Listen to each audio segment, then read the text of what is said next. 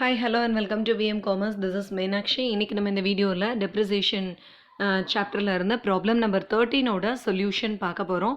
ப்ரீவியஸாக நம்ம அந்த 11th 12th ப்ராப்ளம் சேம் வீடியோவில் வந்து பார்த்துருந்தோம். அதிலேருந்து தான் ரிட்டன் டவுன் வேல்யூ மெத்தட் வந்து ஸ்டார்ட் ஆச்சு. ஸோ திஸ் 13th ப்ராப்ளமும் வந்து டிமினிஷிங் பேலன்ஸ் மெத்தடில் தான் நம்ம பண்ண போகிறோம். So we can read the problem line by line. A furniture costing rupees 5,000 was purchased on 1/1/2016.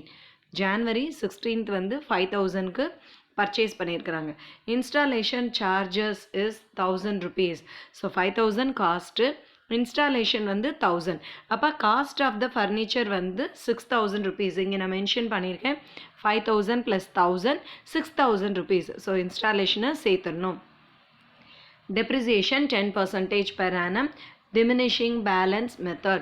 Pass the journal entries for the first 2 years. அதாவது ஃபஸ்ட்டு 2 இயர்ஸ்க்கு ப்ரிப்பேர் பண்ண சொல்லியிருக்கிறாங்க. அமௌண்ட் ஆஃப் டிப்ரிசியேஷனும் நம்ம அதுக்கு தான் கேல்குலேட் பண்ண போகிறோம் 2 இயர்ஸ்க்கு. Diminishing balance method. டிமினிஷிங் பேலன்ஸ்னால் ரிட்டன் டவுன் வேல்யூ மெத்தடில் தான் நம்ம கண்டுபிடிக்க போகிறோம். வேறு எந்த விதமான அக்கௌண்ட்ஸ் க்ளோசிங் டேட்டோ அப்புறம் வந்து செல்லிங் எந்த இன்ஃபர்மேஷன்ஸும் இல்லை. ஒன்லி பர்ச்சேசிங் ப்ரைஸு, இன்ஸ்டாலேஷன் அதை ஆட் பண்ணி ஒரிஜினல் காஸ்ட்டு கண்டுபிடிச்சாச்சு. 10% நம்ம டெப்ரிசியேஷன் கண்டுபிடிக்க போகிறோம். ஸோ டிமினிஷிங் பேலன்ஸ் மெத்தடில் நம்ம ப்ரீவியஸ் ப்ராப்ளம்ஸ்லேயே பார்த்துருக்கோம் எப்படி கண்டுபிடிக்கணும்னு. ஸோ இப்போ அதே மாதிரி தான் 1/1/2016 பர்ச்சேஸ் பண்ணியிருக்கிறாங்க. 6,000 எழுதிட்டோம்.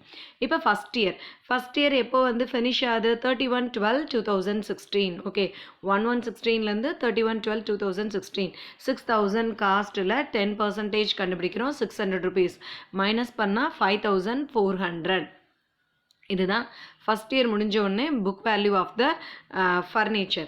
அடுத்து இப்போ second year depreciation 1/1/2017 to 31/12/2017. Okay, இதுதான் வந்து செகண்ட் இயர் டெப்ரிசியேஷனுக்கு டேட். அப்போ இந்த புக் வேல்யூ 5,400ல் தான் நம்ம கண்டுபிடிக்கணும்.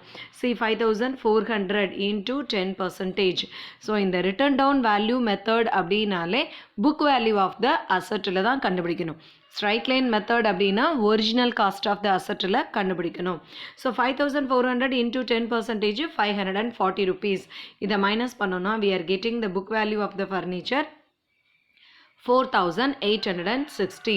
ஸோ 2 இயர்ஸ்க்கு தான் கண்டுபிடிக்க சொல்லியிருக்கிறாங்க. ஸோ 2 இயர்ஸ்க்கு நம்ம கால்குலேட் பண்ணனா போதும். அவ்வளோதான், ரொம்ப simple. Written down value method, diminishing method அப்படின்னாலே book value of the asset அப்படின்னு ஞாபகம் வச்சுக்கோங்க. ஓகே, ஸோ இப்போது ஜேர்னல் என்ட்ரிஸ் போட போகிறோம். ஜேர்னல் என்ட்ரிஸ் அஸ் யூஷுவல் 2 இயர்ஸ்க்கு அப்படின்னா 1 இயருக்கு 2 என்ட்ரிஸ் டெப்ரிசியேஷன் போடுவோம். அதுக்கப்புறம் purchasing. First entry January 1, 2016 furniture to bank account. Furniture purchased 6,000 rupees போட்டாச்சு.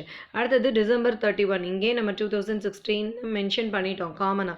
ஜனவரியில் பர்ச்சேஸ் பண்ணியிருக்கிறாங்க. December 31 அட்ஜஸ்டிங் என்ட்ரி வந்து டெப்ரிசியேஷன் டு ஃபர்னிச்சர். இது profit and loss to depreciation account. First இயரோட டெப்ரிசியேஷன் 600. செகண்ட் இயருக்கு அதாவது 2017 டிசம்பரில் 540 rupees adjusting entry, transfer entry ரெண்டுமே போட போகிறோம். இதில் நீங்கள் பார்த்தீங்கன்னா தெரியும், டிமினிஷிங் பேலன்ஸ் மெத்தடில் ஒவ்வொரு வருஷமும் அமௌண்ட் ஆஃப் டெப்ரிசியேஷன் சேஞ்ச் ஆகிட்டே தான் இருக்கும். ஆனால் நமக்கு ஸ்ட்ரைட் லைன் மெத்தடில் பீரியட் வந்து எதுவுமே சேஞ்ச் ஆகலைன்னா ஒரே அமௌண்ட் ஆஃப் டெப்ரிசியேஷன் தான் வரும் எல்லா வருஷமுமே, 3 வருஷமும்.